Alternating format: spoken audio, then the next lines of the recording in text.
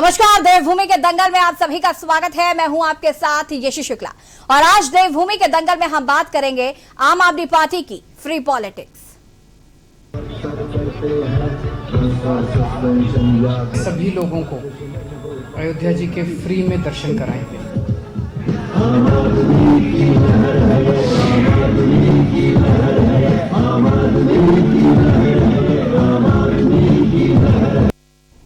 उत्तराखंड में 2022 के इलेक्शन से पहले राज्य में फ्री पॉलिटिक्स शुरू हो गई। दरअसल दिल्ली के मुख्यमंत्री अरविंद केजरीवाल ने बिजली और रोजगार के बाद अब बुजुर्गों को मुफ्त तीर्थ यात्रा कराने का वादा किया है, जिसके तहत हिंदुओं को अयोध्या, सिखों को करतारपुर साहिब और मुस्लिमों को अजमेर शरीफ की यात्रा कराई जाएगी। माना जा रहा है कि केजरीवाल ने निःशुल्क तीर्थ यात्रा के बहाने हर एक वोट बैंक को साधने की कोशिश की है। वहीं इस मामले पर राजनीति शुरू हो गई है। विपक्षी दलों का कहना है कि ये सिर्फ चुनावी घोषणाएं हैं, जिसका वास्तविकता से कोई लेना देना नहीं है। ऐसे में सवाल यह है कि क्या जनता आम आदमी पार्टी की फ्री पॉलिटिक्स पर भरोसा करेगी? आज इसी मुद्दे पर करेंगे चर्चा, लेकिन उससे पहले रिपोर्ट देखिए।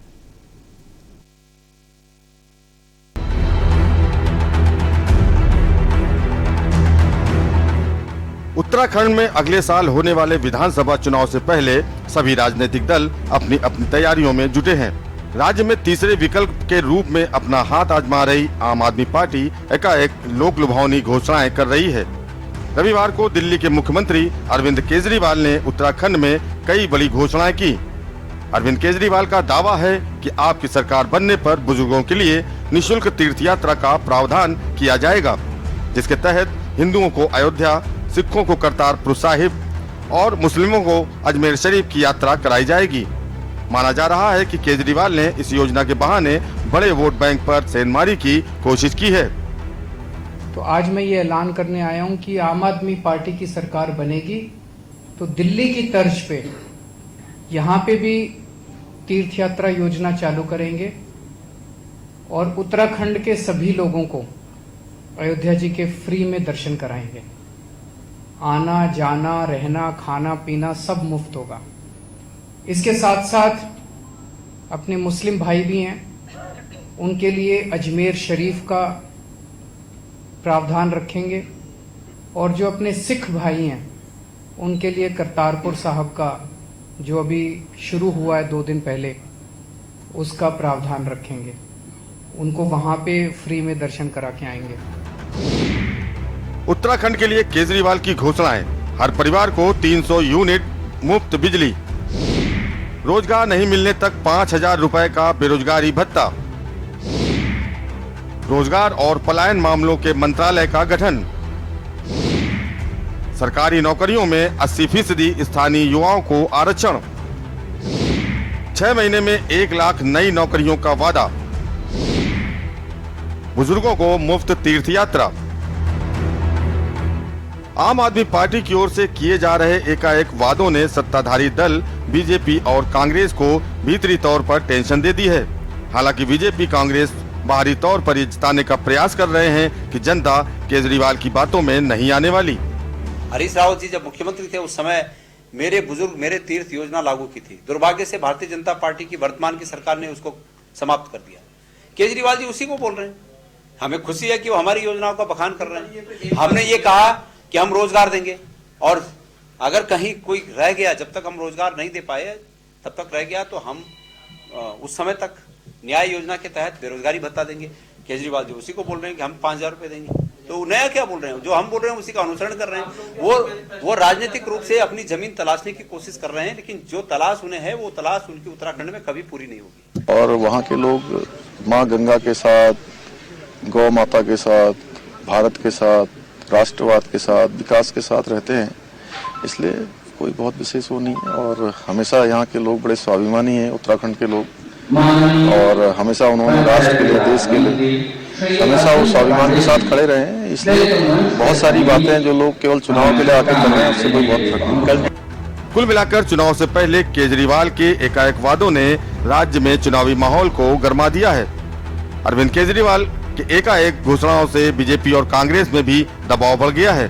देखना होगा कि केजरीवाल की एकाएक घोषणाओं से क्या आम जनता के दिलों में जगह बन पाती है। क्या चुनाव में आम आदमी पार्टी को इन घोषणाओं का लाभ मिलेगा? क्या आपके बाद बीजेपी, कांग्रेस भी फ्री योजनाओं को अपने मैनिफेस्टो में शामिल करेंगे? ऐसे अनगिनत सवाल हैं जिसके जवाब का सबको इंतजार है। देहरादून से के न्यूज इंडिया के लिए अंकित काला की रिपोर्ट।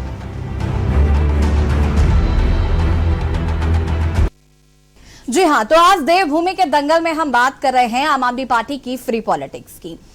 मुख्यमंत्री अरविंद केजरीवाल जब उत्तराखंड दौरे पर पहुंचे तो यहां पर उन्होंने तमाम घोषणाएं की। 4 बार वो अभी तक उत्तराखंड पहुंच चुके हैं और यहां पर जितनी बार भी वो उत्तराखंड आए हैं तो हर बार उन्होंने एक घोषणा की है। इस बार उन्होंने उत्तराखंड वासियों को अयोध्या में फ्री में दर्शन कराने की बात कही है, मुस्लिम भाई बहनों को अजमेर शरीफ के मुफ्त में दर्शन कराने के लिए की बात कही है और सिख भाइयों को करतारपुर के दर्शन कराने की बात उन्होंने कही है। हालांकि अगर हम बात करें कांग्रेस की, तो कांग्रेस की जो प्रतिक्रिया आ रही है, कांग्रेस कह रही है कि ये सारे हमारे वादे हैं जो हमने किए थे जनता से, और वही बात अरविंद केजरीवाल कर रहे हैं।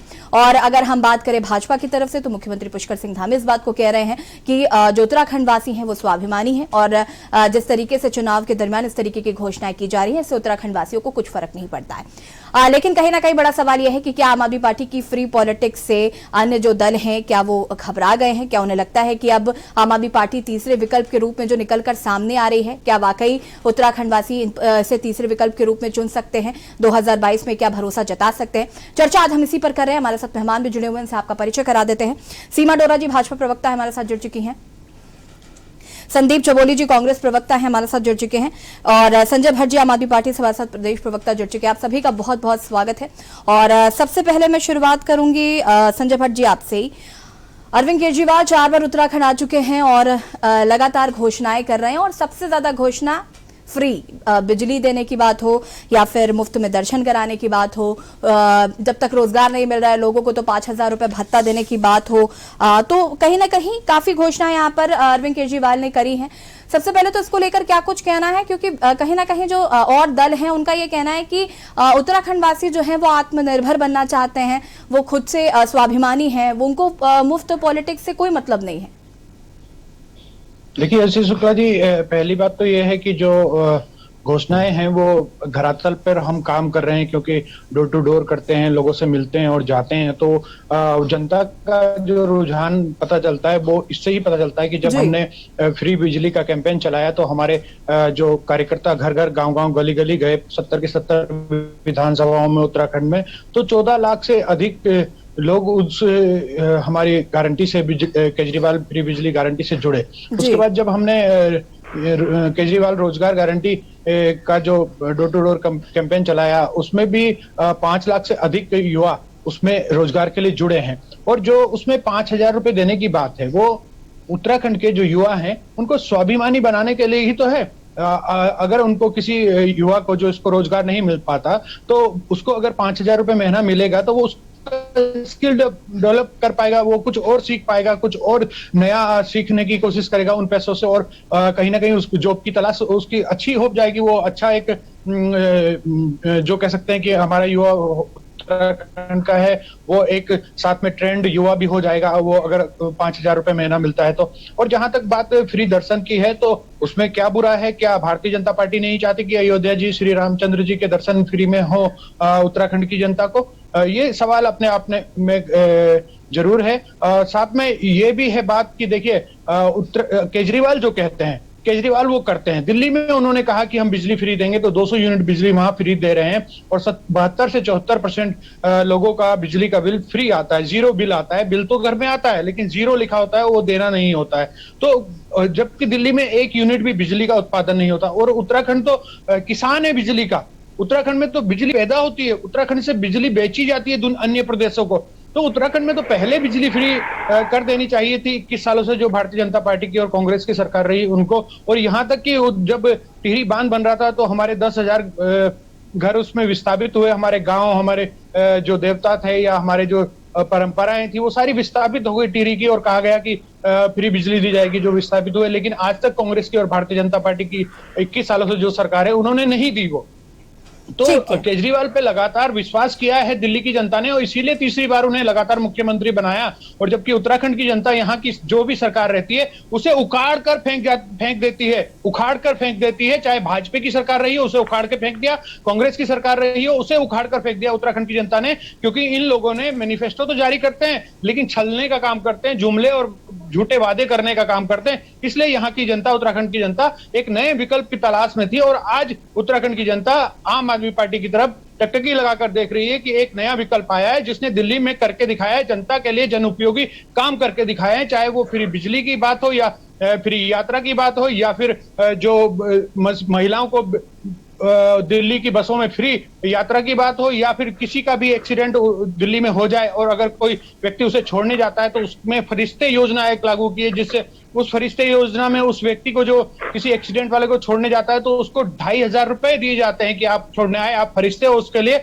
और उसका 1 रुपए से करोड़ों रुपए तक का जो इलाज होता है वो दिल्ली की सरकार की तरफ से होता है। एक्सीडेंट दिल्ली में अगर किसी का भी हो जाए, किसी का भी, चाहे वो दिल्ली वासी हो या दिल्ली से बाहर का हो। इस पर हम आगे अभी विस्तार से चर्चा करेंगे, इस पर आगे भी बात करेंगे कि क्या ये वाकई उत्तराखंड में भी संभव हो सकता है, क्योंकि मैं हमेशा कहती हूँ कि दिल्ली की दशा दिशा और उत्तराखंड की दिशा दशा में काफी अंतर है। हम आगे इस पर विस्तार से बात करेंगे। सीमा डोरा जी हमारे साथ जुड़ी हुई भाजपा प्रवक्ता है। सीमा जी, अभी तक उत्तराखंड में 21 सालों में कांग्रेस और भाजपा दोनों ने राज किया है और कहीं ना कहीं आम आदमी पार्टी जब से आई है, आम आदमी पार्टी इस बात को कह रही क्योंकि उत्तराखंड वासियों के पास विकल्प नहीं था, इसलिए कांग्रेस और भाजपा के बीच में जनता को चुनना पड़ता था। अब आम आदमी पार्टी जिस तरीके से एक फुल प्रूफ प्लानिंग के साथ कह सकते हैं कि उत्तराखंड में कदम रख रही है और जिस तरीके से रोजगार गारंटी यात्रा, तिरंगा यात्रा निकाल रही है और ये जो फ्री चीजें दी जा रही हैं, 300 यूनिट मुफ्त बिजली हो गया, रोजगार नहीं मिलने तक 5,000 रुपए बेरोजगारी भत्ता हो गया, सरकारी नौकरियों में 80% स्थानीय युवाओं को आरक्षण हो गया, आम आदमी पार्टी अब इन सारे मुद्दों के साथ आ रही। तो आपको लगता है कि ये तीसरे विकल्प के रूप में हो सकती है और जनता चुन सकती? देखिए, जनता इतनी समझदार है, ये फ्री के झमेले में आने वाली नहीं है। और फ्री हर चीज करते क्यों, प्रोग्रेसिव क्यों नहीं बनाते, आत्म स्वावलंबी क्यों नहीं बनाते लोगों को? हमेशा फ्री की बात क्यों करते हैं कि हम फ्री दे देंगे तो उत्तराखंड आगे कैसे बढ़ेगा? और उत्तराखंड को तो ऋण मुक्त करना है ना, तो आप उत्तराखंड को फ्री के सब कुछ देने की, और ये बताइए कि हम लोगों को कैसे रोजगार देंगे? आप ये बोलिए, हम बच्चों को आगे कैसे बढ़ाएंगे? आप दिल्ली के लोगों को तो दे नहीं पाए। मैं कल सुन रही थी केजरीवाल जी की, हमने जी 1 लाख लोगों को नौकरियां दी। कैसे दी? हमने एक पोर्टल बना दिया, वहां पर जो लोग हैं जिनको जरूरत है नौकरी की वो भी अपनी एप्लीकेशन डालेंगे, जिनको जरूरत है लोगों की वो भी डालेंगे, तो इस तरीके से लोग एक दूसरे से पैचअप होकर हाँ, तो सीमा जी उससे वो वर्क किया था, उस पर काम हुआ था। नहीं, 10 लाख है उसमें, 10 लाख युवाओं को रोजगार। जी संजय जी, हाँ 10 लाख सही है, लेकिन उसमें सरकारी नौकरी कहाँ से होगी? उसमें आपने क्या किया? वो तो एक दूसरे से वो मिल के उन्होंने कर लिया। उसने सरकारी नौकरियां कहाँ से मिली? आपने कितनी सरकारी नौकरी जो आप सीमा जी उसमें नीति और नियत दे दोगे, जो आप उत्तराखंड में दे दोगे? उत्तराखंड में तो वैसे इंडस्ट्री ज्यादा है ही नहीं, तो उत्तराखंड में क्या इतनी नौकरियां दे दोगे जो दिल्ली में नहीं दे पाए? दिल्ली तो अंबार, दिल्ली में भी इंडस्ट्री नहीं है, दिल्ली में भी इंडस्ट्री नहीं है, दिल्ली में कोई फैक्ट्री नहीं लग सकती, नौकरियां से भरा पड़ा, तब आप दिल्ली में कुछ नहीं कर पाए। और हाँ, 940 करोड़ रुपए आप एड में खर्च कर दिया आप लोगों ने। अगर आप इतने सशक्त थे, इतने आप लोग सेटल थे वहां पे, तो आपको 940 करोड़ रुपए खर्च करने की जरूरत ही नहीं थी। आपसे सुप्रीम कोर्ट की फटकार खानी पड़ी आपको कि 940 करोड़ रुपए आप इस कोरोना में, जहां पर लोगों को एक पैसे की जरूरत है, आप 940 करोड़ रुपए एड में खर्च कर देते हो, क्योंकि आपको अपनी सरकार लेकर आनी है। क्यों? आपको अपने पर विश्वास नहीं है जो आप इतना एड लाके दे रहे हो, ठीक है? और हर चीज फ्री में नहीं की जाती। देश को आगे बढ़ाइए, आप बैसाखियां मत पकड़ाइए। अयोध्या राम मंदिर के तो ये शुरू से खिलाफ रहे, आज ही अयोध्या लोगों को लेकर जाएंगे, ठीक है? लोग खुद नहीं जा सकते, इतनी श्रद्धा है लोगों में कि वो खुद चले जाएंगे। हमको तो मेन राम मंदिर बनाना था, जो बीजेपी के अलावा कोई और बना नहीं सकता था, बीजेपी ने बना के दिखा दिया आपको। आज तक हमारे हिंदुस्तान में ताजमहल देखने को मिलता था, आज राम मंदिर देखेंगे। सीमा जी, इस पर आगे हम विस्तार से बात करेंगे, रुक जाइए। वरिष्ठ पत्रकार जय सिंह रावत जी हमारे साथ जुड़ चुके हैं। बहुत बहुत स्वागत है आपका जय सिंह रावत जी। आपसे जानना चाहूंगी मैं, यहाँ पर अगर हम बात कर रहे हैं आम आदमी पार्टी के फ्री पॉलिटिक्स की, तो कहीं ना कहीं आप मानते हैं इस बात को कि फुल प्लानिंग जो कह सकते हैं, फुल प्रूफ प्लानिंग के साथ आम आदमी पार्टी जो है वो उत्तराखंड में चुनाव लड़ने जा रही है? नहीं, फुल प्रूफ कैसे हो गया ये? तो कैसे, मतलब कैसे एस्टेब्लिश, कैसे प्रूव हो जाएगा कि ये बात जो कह रहे हैं वो सच हो जाएगी? कैसे पता चलेगा जो इतने लाखों लोगों को 5,000 रुपए महीना दे देंगे जी? ये कैसे वो हो जाएगा कि फ्री बिजली देंगे? ये फ्री बिजली की मैं जब बात कर रहा हूँ तो मुझे लगता है नहीं कि ये लोग, मैं ये यहाँ हमारे उत्तराखंड में ये लड़के जो जुड़े हुए हैं आम आदमी पार्टी के, बहुत समझदार है, ठीक है, जुझारू हैं, लेकिन वो क्या है, वहां के मुद्दे दिल्ली से आ रहे हैं। अरे ये यहाँ से पैदा करें, यहाँ इनको मुद्दों की जरूरत ये यहाँ पैदा करें। यहाँ के विकास की जरूरत क्या है, यहाँ की समस्याएं क्या है? अभी मैं बिजली की बात कर रहा हूँ, अब पहले जब सड़क बनती है ना, अभी देखो इधर हरिद्वार से देहरादून वो बड़ी सड़क बनी एक्सप्रेस से, तो बीच में वो लग गया टोल प्लाजा लग गया, उस पर भी सरकार टैक्स लेती है। जो भी काम करते हैं उसके लिए तो वो पड़ता है। अब बिजली की बात है, बिजली की एक तो जनरेशन कॉस्ट होती है, दूसरी इसकी ट्रांसमिशन कॉस्ट होती है, तीसरी इसकी डिस्ट्रीब्यूशन कॉस्ट होती है, तब जाके एक यूनिट अगर अब यहाँ पर आपको मालूम क्या है टेरी बांध की बिजली की जनरेशन कॉस्ट क्या है, उसके 6 रुपए के आसपास है। अगर 6 रुपए अगर उसकी जनरेशन कॉस्ट है, उसकी ट्रांसमिशन और डिस्ट्रीब्यूशन कॉस्ट लगा कितनी बैठेगी? 8-10 रुपए के, 10 रुपए में कौन खरीदेगा बिजली? तो वो क्या होता है कि वो केवल पीक आवर में वो चलता है, हर वक्त उसे नहीं चला सकते। जब बहुत ज्यादा जरूरत होती है, जब बिजली ज्यादा महंगी होती है, शाम को किसी वक्त होती है, तो तब वहां की बिजली को लिया जाता है। तो ये तो अच्छा। दूसरी बात है, बिजली फ्री का मतलब है सरकार देगी बिजली, कोई जो बिजली का जो कंपनी होती है, बिजली कंपनी नहीं देती उसको फ्री, उसको सब्सिडी उत्तराखंड जो भी सरकार करेगी वो देती है। जैसे पंजाब में देखो, पंजाब में क्या स्थिति होगी। अब बिल्कुल जैसे नावद जी कहे ना कहीं ये आत्मनिर्भर बनाने की बात भी जो लगातार कही जा रही है, संदीप जी भी हमारे साथ लगातार जुड़े हुए हैं, उनके पास भी जाएंगे। फिलहाल यहाँ पर वक्त हो गया एक छोटे से ब्रेक का, जल्द हाजिर होता है। सभी लोगों को अयोध्या जी के फ्री में दर्शन कराएंगे।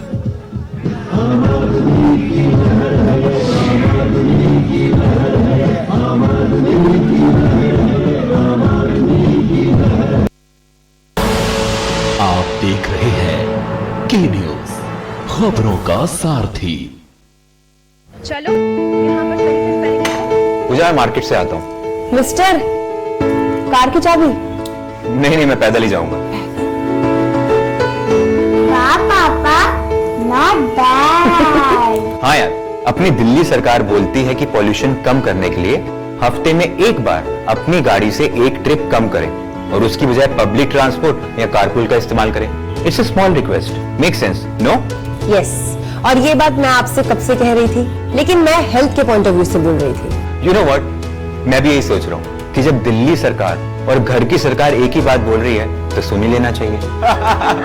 चलो यू गाइस कैरी ऑन, मैं चलता हूँ, बाय। बाय पापा। एक हफ्ते में आप जितनी बार गाड़ी निकालते हैं, अब से बस एक बार कम निकालें। बस एक ट्रिप कम, आप मिलकर अपने हिस्से का पोल्यूशन कम करें। हफ्ते में गाड़ी का बस एक ट्रिप कम करें। आप देख रहे हैं के न्यूज, खबरों का सारथी। सभी लोगों को अयोध्या जी के फ्री में दर्शन कराएंगे।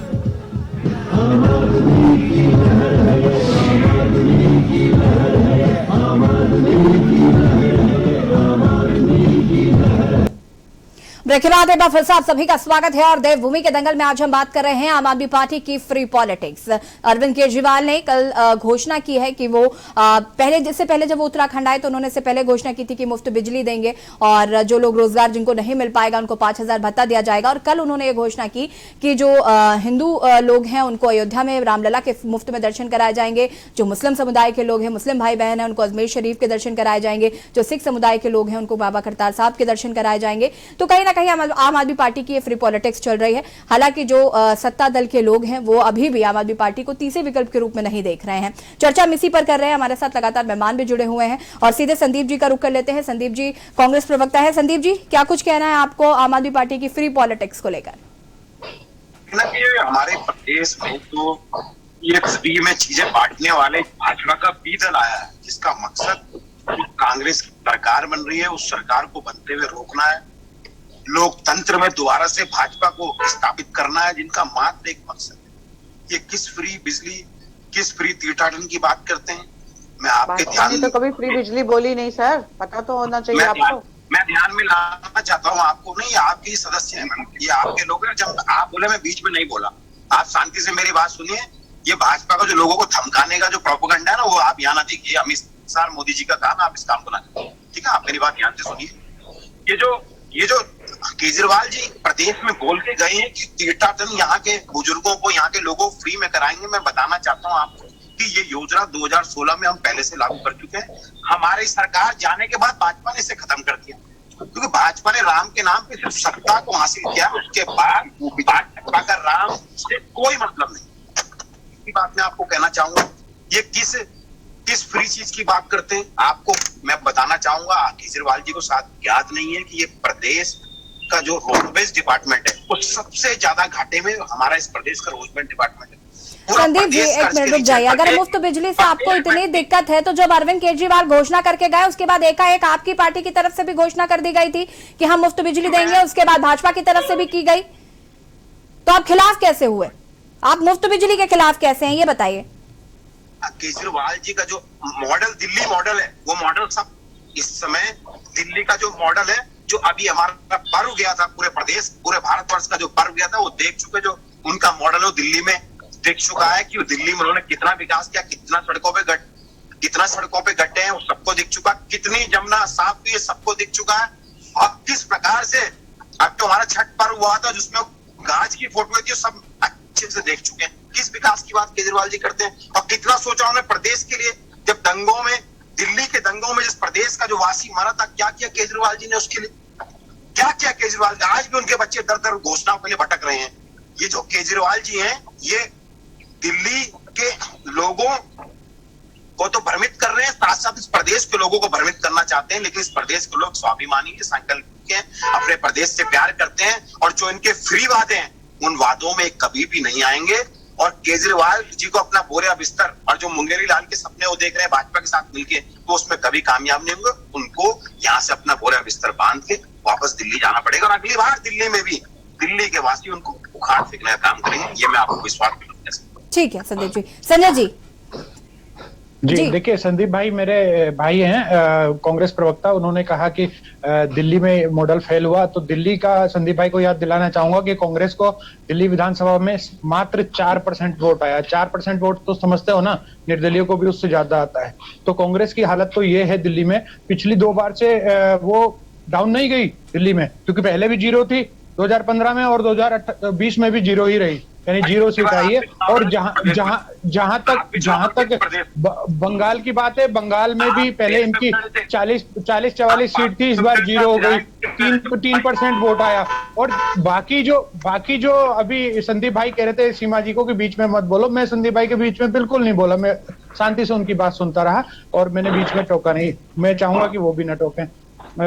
तो और बाकी जो हरीश किशोर उपाध्याय जी, प्रीतम सिंह जी की जो सोशल मीडिया पे जंग चल रही है, वो पूरा प्रदेश देख रहा है कि किस प्रकार से हरीश रावत जी ने पहले सतपाल महाराज गुट, विजय बहुगुणा गुट, हरक सिंह रावत गुट के साथ लड़ाई करी। उससे भी पहले अगर बात करें, जब सरकार थी कांग्रेस की, नरेंद्र तिवारी जी मुख्यमंत्री थे, हरीश रावत जी रोज हर हफ्ते धरना देकर बैठ जाते। तो ये हरीश रावत जी जो हैं, ये किस प्रकार से कांग्रेस को खत्म कर रहे हैं। चाहे आप पंजाब की बात करें तो पंजाब में जहां पेड़ पड़े संतन के, तो ये तो वो संत हैं हरीश रावत जी कि कांग्रेस को बर्बाद करने में तुले हैं। चाहे वो पंजाब की बात करें या नरेंद्र तिवारी की सरकार की बात करें या 2017 के चुनाव की बात करें, जब वो 2 विधानसभा सीट से हार गए, या लोकसभा, 1 मिनट 10 सेकंड लूंगा, या लोकसभा चुनाव जब हुए तो 2019 में उत्तराखंड में एक रिकॉर्ड बना, 3,40,000 वोट से हरीश रावत हारे। उससे पहले कोई 2 लाख से अधिक वोट से नहीं आ रहा था लोकसभा चुनाव भी। तो हरीश रावत जी के नाम रिकॉर्ड है सबसे ज्यादा हार का, सबसे बड़ी हार का। ये कारण सिर्फ और सिर्फ कांग्रेस की गुटबाजियों के चलते हैं और इन्हें अपनी गुटबाजियों को संवारना चाहिए, ना कि दूसरे पर आरोप प्रत्यारोप लगाना चाहिए। चलिए ठीक है संजय जी, कहीं ना कहीं गुटबाजी जो है वो राजनीति का हिस्सा और यह देखने को मिलती है। चर्चा हम आगे बढ़ाएंगे और आपसे और भी जानकारी हम इसको लेकर जरूर लेंगे। वक्त हो गया एक छोटे से ब्रेक का, जन हाजिर होता है।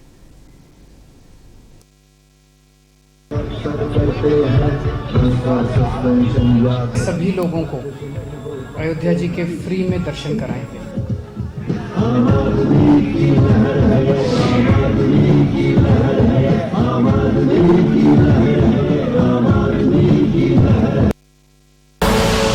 आप देख रहे हैं के न्यूज, खबरों का सारथी।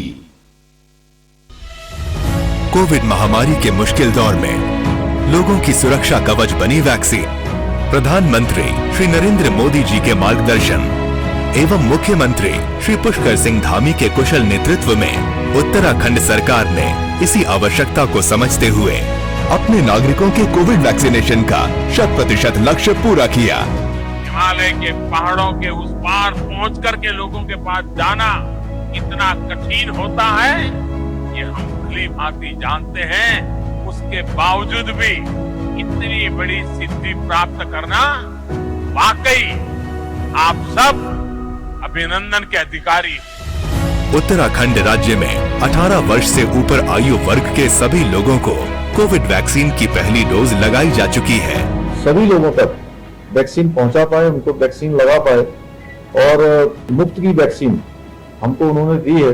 इसके लिए मैं मोदी जी का विशेष रूप से धन्यवाद करना चाहता हूं और हमें खुशी है कि आज हमारे प्रदेश के अंदर हमारी सरकार ने बहुत अच्छा काम किया है और लक्ष्य जो है कम से कम 3 महीने पहले हमने पूरा कर दिया है। राज्य में जारी दूसरी डोज की वैक्सीनेशन ड्राइव के अंतर्गत भी अभूतपूर्व कार्य करते हुए राज्य सरकार अपने लक्ष्य को जल्द पूरा करने वाली है। वैक्सीनेशन के इस शुभ कार्य में पूरी प्रतिबद्धता से समर्पित राज्य सरकार अपना 100% योगदान दे रही है। अपने नागरिकों को कोरोना के साए से मुक्त, सुरक्षित एवं स्वस्थ जीवन का अवसर सुनिश्चित करना उत्तराखंड सरकार की प्राथमिकता है। अगर आपने कोविड की पहली डोज लगवा ली है तो समय पर दूसरी डोज अवश्य लगवाएं। नागरिकों के स्वास्थ्य के प्रति हर कदम तैयार, विकास पथ पर बढ़ती उत्तराखंड सरकार।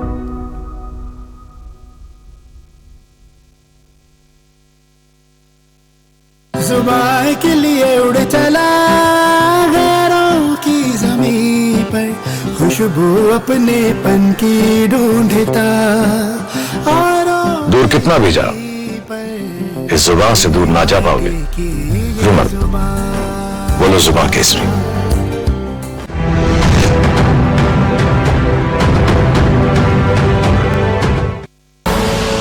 आप देख रहे हैं के न्यूज, खबरों का सारथी। सभी लोगों को अयोध्या जी के फ्री में दर्शन कराएंगे।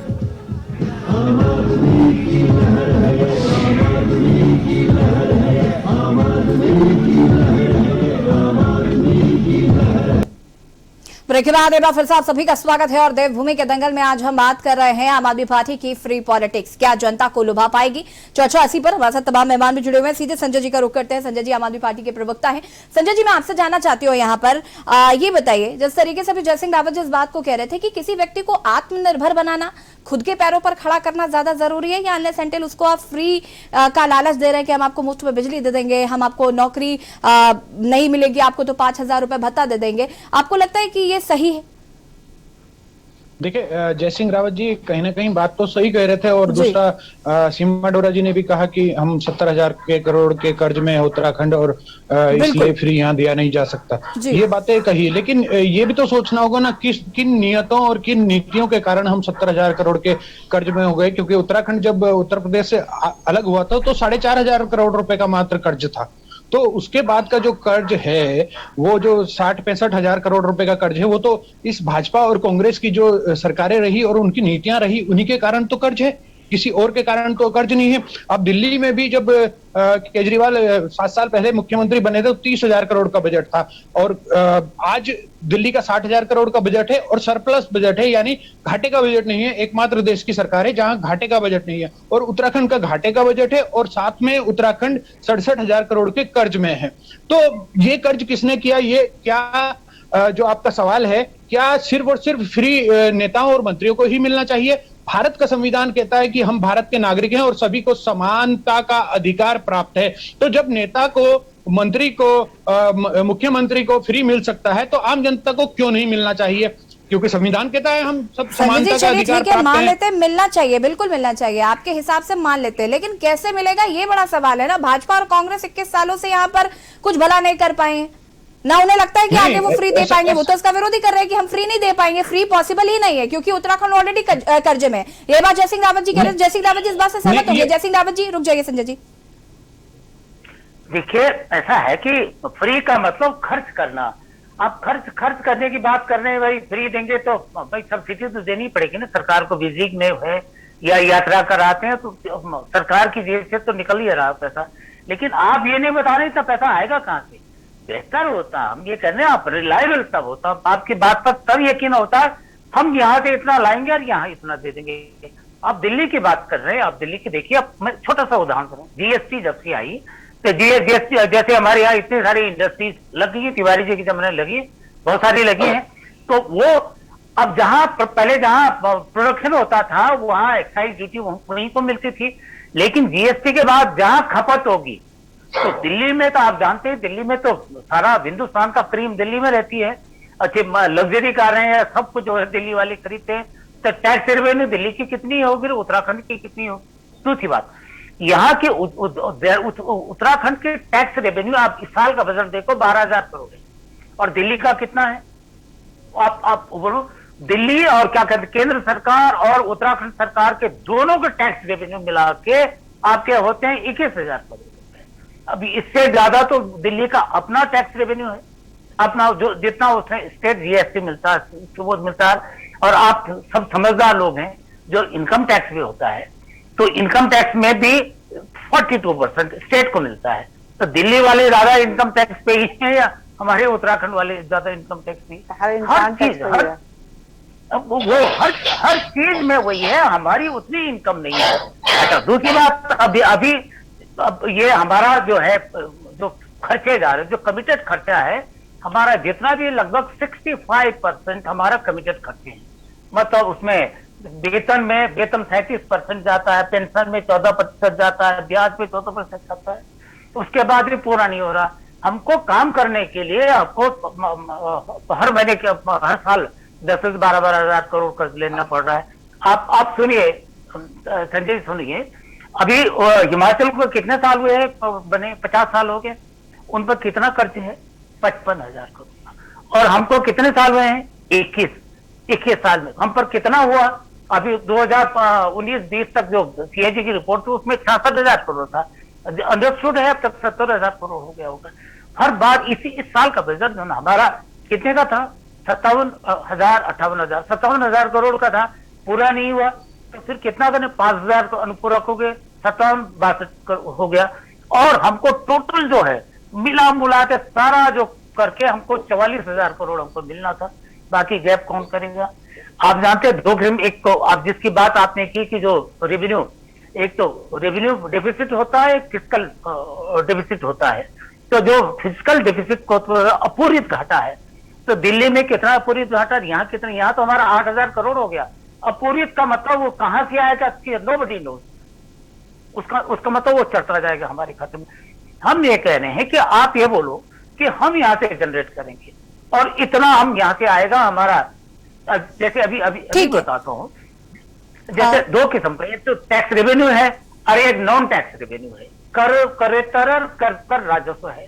आपके यहाँ तो और भी ज्यादा हो सकता है, जैसे हिमाचल का टैक्स रेवेन्यू कम है, करेक्टर रेवेन्यू ज्यादा होता है। हमारे यहाँ जो भी है टैक्स या तो भारत सरकार पर निर्भर है।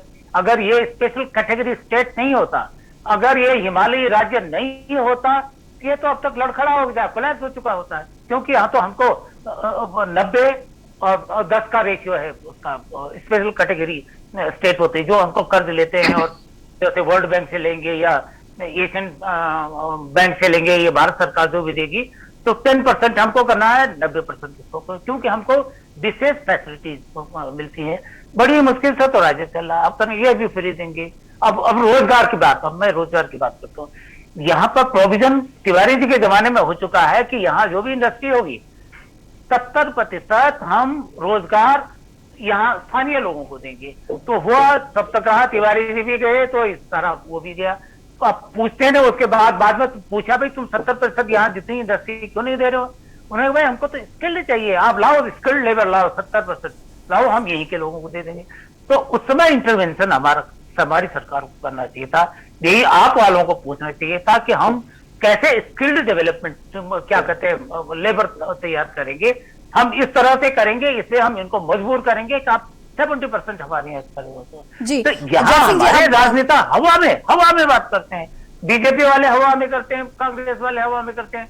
अब ये इनसे हमें उम्मीद थी कि हवाबाजी करना है। ठीक है, हाँ संजय जी आप जवाब दे सकते हैं। जी, क्योंकि हमारे रावत जी बहुत प्रबुद्ध और विद्वान वरिष्ठ प्रवक्ता हैं, तो उन्होंने जो बातें कही उसमें कहीं ना कहीं बिंदु बहुत आवश्यक भी हैं। और एक बात जो स्किल डेवलपमेंट का कहा उन्होंने, मैं पहले भी बता चुका कि जो 5,000 रुपए महीना युवाओं को भत्ता देने की बात है वो स्किल डेवलपमेंट के लिए ही, ये मैं अभी थोड़ी देर पहले भी बोला था शायद रावत। लेकिन संजय जी, ये आप सुनिश्चित कैसे करेंगे कि आप जो 5,000 रुपए दे रहे हैं वो स्किल डेवलपमेंट के लिए जा रहा है, उसका क्या करने वाले हैं युवा, ये आप कैसे मतलब सुनिश्चित करने वाले हैं? जी ठीक है, मैं उन रावत जी की आधी बात का और जवाब देना चाहूंगा। रावत जी, मैंने ना एक 2011 में आरटीआई लगाई, टिहरी की एक सड़क थी, उसका बॉन्ड हुआ, टेंडर हुआ और बॉन्ड हुआ। बॉन्ड का मतलब होता है ठेकेदार के साइन, अधिकारी के साइन, सबके साइन हो गए कि ये सड़क 11 करोड़ में बननी है, सब कुछ हो गया। लेकिन रावत जी, मैं आपको बताना चाहूंगा उसका भुगतान हुआ 28 करोड़।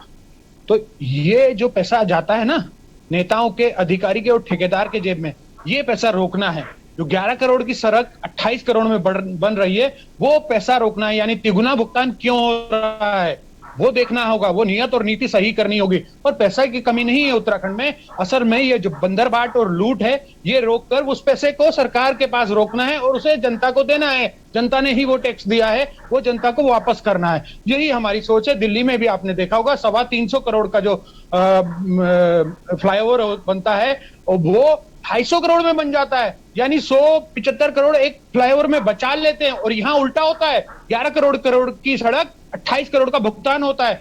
अब ये सोच लीजिए कि धर्मपुर में आईएसबीटी से लेकर और रिस्पना पुल तक 4.5 किलोमीटर की सड़क जो बननी है वो पिछले 9 साल से बन रही है, लगातार बन रही है। लोग गड्ढे में गिर रहे हैं, गिरते रहे, लेकिन वो सड़क बन रही है। 4.5 किलोमीटर की अस्थायी राजधानी देहरादून के दिल में वो सड़क है, वो पिछले 9 साल से बन रही है। यानी कितने की बनेगी वो आप खुद समझ सकते हैं, कहने की जरूरत नहीं, कहने की बात नहीं। जी ठीक है, सीमा जी। बड़ा दुख होता है क्या कि जैसे पहले बच्चों को हम लोग कहते थे ना, बेटा ये काम कर दो, तुमको ये देंगे फ्री में, तो ये वाले जो इन्होंने अपना लिया है सब कुछ फ्री देने का, तो बच्चे नहीं। हरक सिंह जी का भी बताइए, हरक सिंह रावत जी ने कहा कि 100 यूनिट बिजली फ्री देंगे। हरक सिंह रावत जी ने कहा, हरक सिंह रावत जी ने कहा 100 यूनिट बिजली फ्री देंगे। आपके ऊर्जा मंत्री हैं, आपकी सरकार है, इसी सरकार ने कब दे रही है ये बताएं आप। इस उत्तराखंड की जनता को 100 यूनिट बिजली फ्री कब दे रही, कब दे रहे हैं 100 यूनिट बिजली फ्री कब दे रहे हैं आप ये बताएं। भारतीय जनता पार्टी की सरकार बताए, जो भारतीय जनता पार्टी की सरकार में ऊर्जा मंत्री हरक सिंह रावत जी ने घोषणा की, उसका बताएं 100 यूनिट बिजली फ्री कब देंगे। कभी भी आचार संहिता लग सकती है, आप जल्दी से 100 यूनिट बिजली का फ्री करवाइए। मैं तो बीच में नहीं बोली 100 यूनिट बिजली आप कैसे कह सकते हैं? आपके मंत्री ने कहा 100 यूनिट बिजली फ्री देंगे, आपके मंत्री ने कहा 100 यूनिट बिजली फ्री देंगे, दीजिए 100 यूनिट बिजली फ्री। हम तो चाहते हैं उत्तराखंड की जनता का भला हो, चाहे आप करेंगे हम करें, उत्तराखंड की जनता का भला होना चाहिए। बताइए ना आप 100 यूनिट बिजली फ्री कब देंगे? अगर आप इतने दिल्ली में सक्षम थे तो आप दिल्ली में हमारे पास भोजन के लिए पैसे नहीं, हमारे पास दवाई के लिए पैसे नहीं। कोरोना काल का मैडम उत्तराखंड दूसरे नंबर पे था मृत्यु दर में पूरे देश में। भारतीय जनता पार्टी की सरकार है, कांग्रेस की सरकार पंजाब में, वहाँ मृत्यु दर में पहले नंबर पे था। कोरोना काल की भी आप बात कर लीजिए। आप ये बताइए कि उत्तराखंड की जनता को 100 यूनिट बिजली फ्री कब दे रहे हैं आप, जो आपने घोषणा की थी? या सिर्फ आपकी सरकार घोषणा सरकार है, आप घोषणाएं झूठी और जुमलेबाजी और घोषणाएं करेंगे। 100 यूनिट बिजली आपने फ्री बोली थी उत्तराखंड की जनता को, वो आप कब दे रहे हैं? कभी भी आचार संहिता लग सकती है, आप जल्दी से 100 यूनिट बिजली फ्री देने की आप कैबिनेट में पास कीजिए। सरकारी हॉस्पिटल में चले जाओ, सरकारी हॉस्पिटल में तो यहाँ भी कब से फ्री है, लेकिन हमने प्राइवेट हॉस्पिटल्स में 5 लाख का मुख्यमंत्री। चलिए ठीक है, संजय जी रुक जाइए। सीमा जी, आप इस बात को जरा बता दीजिए कि भाई जब आपको आम आदमी पार्टी की इन घोषणाओं से फर्क नहीं पड़ता है, सीमा जी, जब आपको लगता है कि मुफ्त बिजली नहीं देने का वादा करना चाहिए आम आदमी पार्टी को, कि हर चीज मुफ्त में नहीं देनी चाहिए, आत्मनिर्भर उत्तराखंड 2025 से बनेगा, आज कार्यक्रम भी आयोजित हुआ था भाजपा की तरफ से, तो आप मुझे ये बताइए, जब आप इस बात से एग्री करती हैं तो फिर 100 यूनिट जब नहीं कर रही है कि आम आदमी पार्टी जो है वो जिस तरीके से मुफ्त में घोषणाएं कर रही है तो ये नहीं होनी चाहिए, तो आपने ये बिजली फ्री देने की बात क्यों कही? देखिए 100 यूनिट उस गरीब तबके के लिए है जिसके पास कुछ भी नहीं है, और 300 यूनिट का मतलब जो एक इंसान 300 यूनिट खर्च कर रहा है तो वो सक्षम भी होगा। तो अब तो 100 भी नहीं दे रही है ना, वो तो फिर भी 300 कह रहे हैं। तो क्यों कह रहे हैं 300? ये क्यों कह रहे हैं? और हम तो दे भी नहीं रहे, हम तो कहीं हम अब वो आम आदमी पार्टी है, अब उनको नहीं कहना है तो वो कह रहे हैं। मुख्यमंत्री आप भी कह दीजिए हम 200-300 दे देंगे, कहने में क्या जाता है, कह दीजिए ना। मंत्री कहते हैं देंगे। मैं आपको क्या बोल रही हूँ कि वो 100 यूनिट उन गरीब लोगों के लिए है जो बिल्कुल तो दे दीजिए ना मैडम, गरीब लोगों को दे दीजिए। तो उन्होंने हम कह रहे दे दीजिए ना, जल्दी दीजिए। उत्तराखंड के ही तो है वो गरीब लोग भी, उन्हें मिल जाए 100 यूनिट ही मिल जाए, कुछ तो मिले। आपने ये नहीं देखा कि आपका उत्तराखंड किस दौर से गुजरा था। संदीप जी, आपकी क्या प्रतिक्रिया है?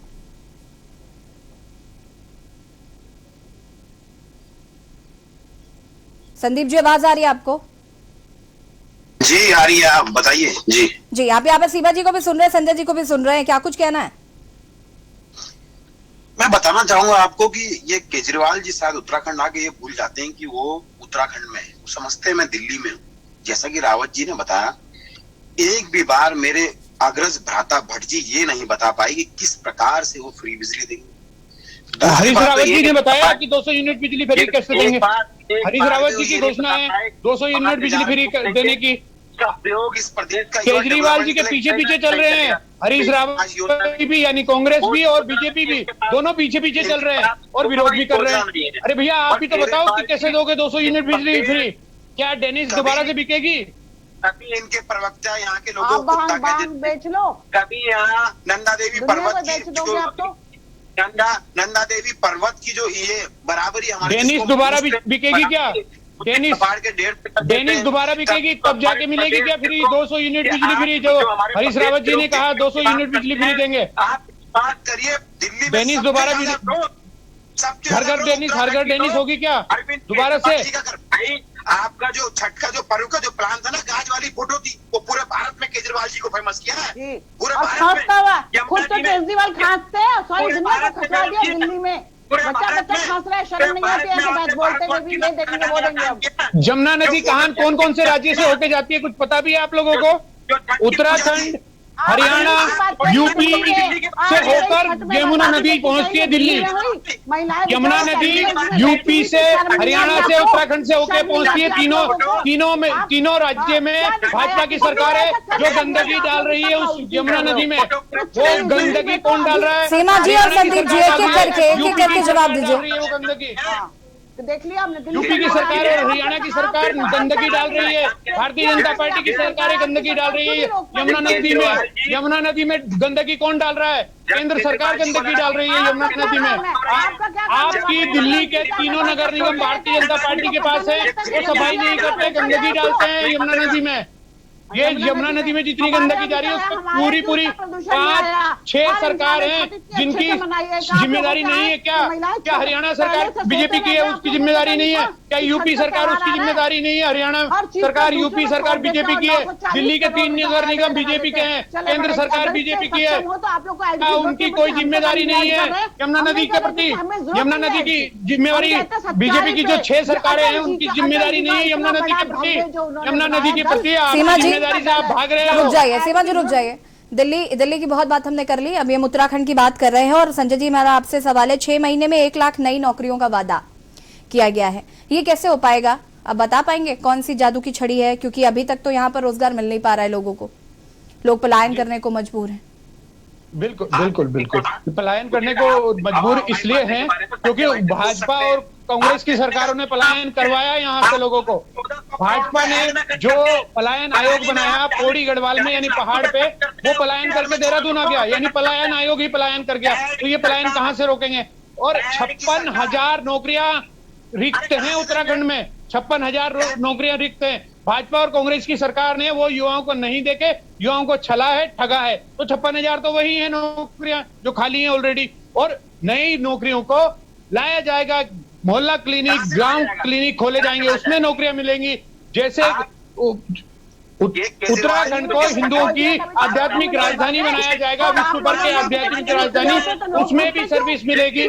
जो लगभग झूठ बोलते हैं आप लोग, ये खोला वो खोला, झूठ बोलते हैं। खोला होता तो आज जो कोरोना काल में बुरे हाल ना होते दिल्ली। कोरोना काल में त्रिवेंद्र रावत दिल्ली जा रहे थे इलाज कराने, स्वर्गीय इंदिरा हृदय भी दिल्ली जा रही थी कोरोना काल में इलाज कराने। कोरोना काल में तो आपके दोनों के नेता दिल्ली जा रहे थे इलाज कराने, और उत्तराखंड मृत्यु दर में दूसरे नंबर पे रहा कोरोना काल में। पंजाब पहले नंबर पे रहा जहाँ कांग्रेस की सरकार है मृत्यु दर में, कोरोना काल में। स्कूल खुलवा के आप कहते हैं इसको अरे आपने नौकरी दी नहीं, टोटल एजुकेशन जुमलेबाजी आपने करी है, सिर्फ और सिर्फ जुमलेबाजी। भारतीय जनता पार्टी 3 मुख्यमंत्री बदल दिए, 3 मुख्यमंत्रियों को रोजगार दिया इन्होंने। क्या रोजगार किसको दिया? मेयर साहब की बेटी को, बेटे को। क्या रोजगार किसे दिया? जो हमारे स्पीकर हैं प्रेमचंद अग्रवाल बीजेपी के, उनके बेटे को रोजगार दिया। इनको रोजगार देते हैं ये भारतीय जनता पार्टी वाले। उससे पहले कांग्रेस के स्पीकर थे, उन्होंने भी अपने गांव वालों को और अपने बेटी भतीजों को रोजगार दिया था। कांग्रेस की सरकार में शिक्षा मंत्री थे, उन्होंने अपनी बेटी और दामाद को रोजगार दिया था। तो ये लोग सिर्फ और सिर्फ कांग्रेस और बीजेपी वाले अपने परिवार वालों को रोजगार देते हैं। उत्तराखंड की जनता को चाहते हैं पलायन कर जाए और सारे उत्तराखंड पे इनका कब्जा हो जाए। यही इनकी सोच है, यही इनका नीति नियम है। मतलब इतने गद्दार हैं आप लोग। आप क्या हमको देंगे? उत्तराखंड को भी गद्दारी देंगे और कुछ नहीं देंगे। बेवकूफ बना के अभी आप बेवकूफ तो आप बना रहे हो, आप बना रहे हो, बेवकूफ आप बना रहे हो। आपने पूरा उत्तराखंड को बेवकूफ बना दिया। 3 मुख्यमंत्री दिए, बोल रहे पहला मुख्यमंत्री बहुत अच्छे थे लेकिन हमने हटा दिया उन्हें। अरे भैया इतने अच्छे थे तो हटाया क्यों? दूसरे ने मुख्यमंत्री को कहा कि ये चुनाव नहीं लड़ सकते हैं। क्यों नहीं लड़ सकते? सल्ट का चुनाव हुआ, क्यों नहीं लड़ा उन्होंने? बेवकूफ आप बना रहे हो, बेवकूफ बना रहे हैं आपके वाले मुख्यमंत्री। कह रहे कि घोषणा पे घोषणा, समिति पे समिति। अरे भैया आप बताओ ना, वो पुरोहित समाज, वो हकदारी, जहाँ चारधाम देवस्थानम बोर्ड आपने ताबीज करके बैठा दिया, पुरोहितों का आपने हक छीन लिया। क्यों छीना आपने पुरोहितों का हक? क्यों उत्तराखंड के पुरोहितों का हक क्यों छीना? देवस्थानम बोर्ड की बात मत। देवस्थानम बोर्ड क्यों छीना बनाया आपने? क्यों हकदारी? सीमा जी किस बारे में बात नहीं करेंगी आप? देवस्थानम बोर्ड के बारे में बात नहीं करेंगी, पलायन आयोग के बारे में बात नहीं करेंगी, भू कानून के बारे में बात नहीं करेंगी, किसके बारे में बात करेंगी? चर्चा हम आगे बढ़ाएंगे, वक्त हो गया छोटे से ब्रेक का। जल्द हाजिर होता है।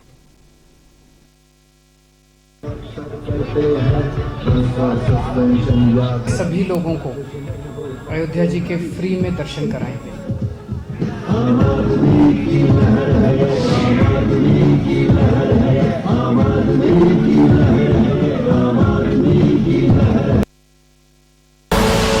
आप देख रहे हैं के न्यूज, खबरों का सारथी।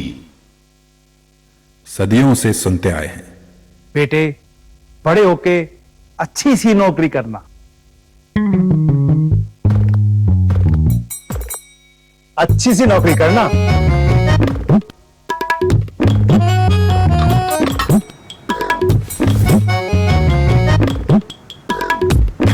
अच्छी सी नौकरी करना।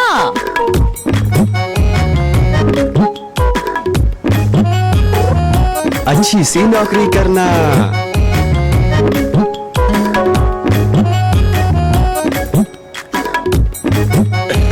अच्छी सी नौकरी करना।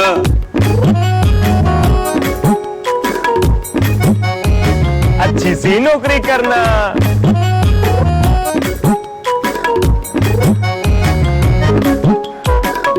अच्छी सी नौकरी करना।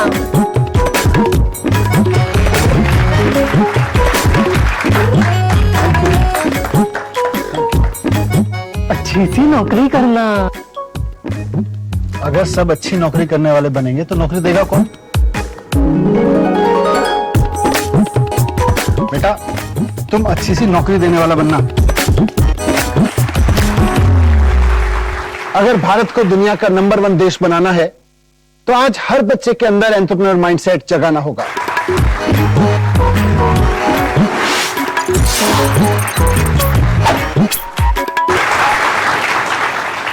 बिजनेस ब्लास्टर्स हमारी एक पहल है जो बच्चों को सिखा रही है कि उन्हें नौकरी ढूंढने वाला नहीं, नौकरी देने वाला बनना है।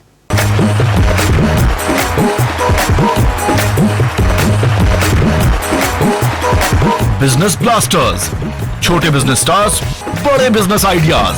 28 नवंबर से हर रविवार शाम 7 बजे आपके टेलीविजन पर। आप देख रहे हैं के न्यूज, खबरों का सारथी। सभी लोगों को अयोध्या जी के फ्री में दर्शन कराएंगे।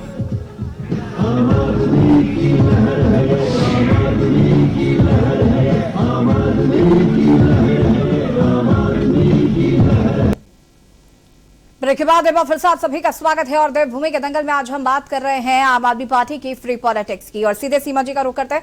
सीमा जी, आपसे जानना चाहेंगे हम यहाँ पर कि आप पलायन आयोग पर बात नहीं करना चाहती हैं, देवस्थानम बोर्ड पर बात नहीं करना चाहती हैं, भू कानून पर बात नहीं करना चाहती, आप किस पर बात करना चाहते हैं? किन बातों पर बात करेंगे आप? क्या ये आपके हिसाब से उत्तराखंड के मुद्दे नहीं है, या फिर आपके लिए ये इंपॉर्टेंट है कि दिल्ली में जमुना में क्या हाल रहा है छठ पर्व में, उत्तराखंड में क्या परेशानी हो रही है, इससे मतलब नहीं है आपको? हक हकूकदारी किस तरीके से परेशान हो रहे हैं, इससे मतलब नहीं है आपको? देवस्थानम बोर्ड में ऐसी कोई प्रॉब्लम थी नहीं। अगर वैष्णो देवी में बोर्ड बन सकता है इतना बढ़िया, ठीक है, बालाजी में बन सकता है, तो यहाँ क्यों नहीं बन सकता? लेकिन फिर भी अगर लोगों को परेशानी है तो उस पर भी बात चल रही है। लेकिन अगर आप बारीकी से देखें, जब पहले यहाँ पर लोग जाते ही नहीं थे तो पंडे लोग उठा के लोगों को नीचे से लेके जाते थे और उनकी सेवा करते थे। बहुत अच्छी बात है, उन्होंने बहुत सेवा करी लोगों की और उनको मिलना भी चाहिए। तभी उनके हक छीन लिया। मेरी बात सुन लीजिए, अब आप बोलेंगे नहीं, आप नहीं तो मैं उनके चली जाऊंगी।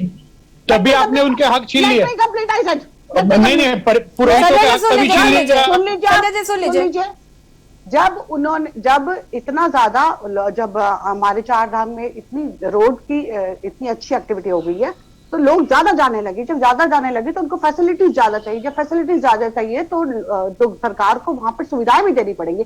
इसलिए सरकार ने ये बोर्ड बनाने की कोशिश की। सीमा जी, लेकिन इस बार चारधाम यात्रा में क्या हाल हुआ है आपको नहीं पता है? देवस्थानम बोर्ड पर सवाल उठे, जिन व्यवस्थाओं के लिए इसका गठन किया गया था वो व्यवस्थाएं कहीं नजर नहीं आई। क्या आपका इस ओर ध्यान नहीं गया? तो व्यवस्थाएं लागू करनी थी ना मैडम। अभी आपने देखा तो कितना तो सुधर गया।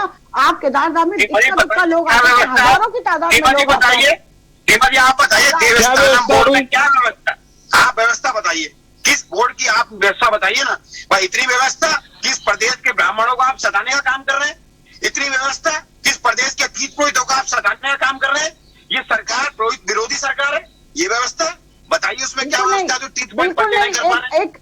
उनको भी पूरी फैसिलिटीज के बारे में सोचा गया था कि उनको एक अच्छी सैलरी दी जाएगी, उनको सारी सुविधाएं दी जाएगी जो उनको मिलनी चाहिए।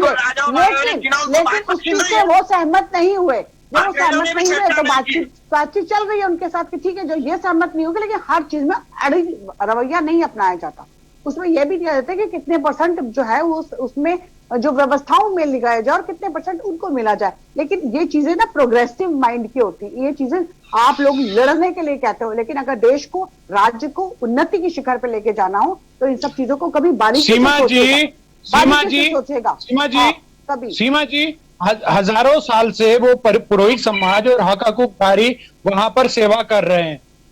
राजाओं का राज रहा, उनके हक हकूक नहीं छीने गए। अंग्रेजों का राज रहा, उनके हक हकूक नहीं छीने गए। लेकिन ये भाजपा सरकार का राज आया तो उनके हक हकूक चुन लिए और इसका खामियाजा आपके पूर्व मुख्यमंत्री को भुगतना भी पड़ा। उनको धक्के मार के वहां से निकाला गया। फिर भी आप लोगों के समझ में नहीं आ रही है बात। आप ये तय करेंगे, देवस्थानम बोर्ड ये तय करेगा कि कौन पुरोहित वहां पूजा करेगा। आप लोग तो वैसे भी कहते रही हो, आप लोग तो हर नेगेटिव चीज को छूते हो। आप लोग ये नहीं देखते हो कि इसके पीछे पॉजिटिविटी क्या थी। हर नेगेटिव को सोचना। हम इसी उत्तराखंड के हैं और पुरोहित समाज से आते हैं। हमारे समाज के साथ दोगला व्यवहार कर रहे हैं। राज्य प्रगति कैसे करे, आपको ये नहीं लगता? पॉजिटिव बातें आपकी जो है वो तो देख ही रहे हैं, लेकिन नेगेटिविटी पर भी तो कोई बात करेगा। लेकिन आप बात नहीं करना चाहती है नेगेटिव बातों पर, आपको सिर्फ पॉजिटिव चीजें दिख रही है। ये कौन सी प्रगति जिसमें आप हमारे लोगों को आप छीन लेंगे? किसने अधिकार दिया भाजपा को? परिसंपत्ति जो मामला सुलझा वो कौन सा सुलझा मामला? कौन सा मामला सुलझा परिसंपत्ति का? कोई मामला नहीं सुलझा, कोई मामला नहीं सुलझा परिसंपत्ति का। झूठ मत बोलिए, झूठा जुमलेबाजी करना भारतीय जनता पार्टी की सरकार है का काम है। जब योगी जी आए थे केदारनाथ में के समय तभी कहा था कि सारे मामले सुलट गए हैं, सारे मामले सुलझ गए। तभी कहा था जब त्रिवेंद्र सिंह रावत मुख्यमंत्री थे। आज फिर वही जुमलेबाजी कर रहे हैं आप। वक्त की बहुत कमी है। फिलहाल आप सभी का बहुत बहुत शुक्रिया चर्चा में शामिल होने के लिए। और यहाँ देवभूमि के दंगल में आज हम बात कर रहे हैं आम आदमी पार्टी की फ्री पॉलिटिक्स की। बड़ा सवाल है कि क्या जो आम आदमी पार्टी की तरफ से फ्री चीजें देने की बात कही जा रही है, क्या इससे उत्तराखंड की जनता को लुभाने का काम जो यहाँ पर कर रही है आम आदमी पार्टी, क्या उसका असर 2022 में देखने को मिलेगा, या फिर अन्य दल जिस तरीके से कह रहे हैं सिर्फ जुमलेबाजी है, उत्तराखंड में सिर्फ कांग्रेस और भाजपा ही शासन करेंगे। तो कहीं ना कहीं ये 2022 में देखना होगा। फिलहाल देवभूमि के दंगल में इतना ही। देखते रहिए के न्यूज इंडिया। नमस्कार।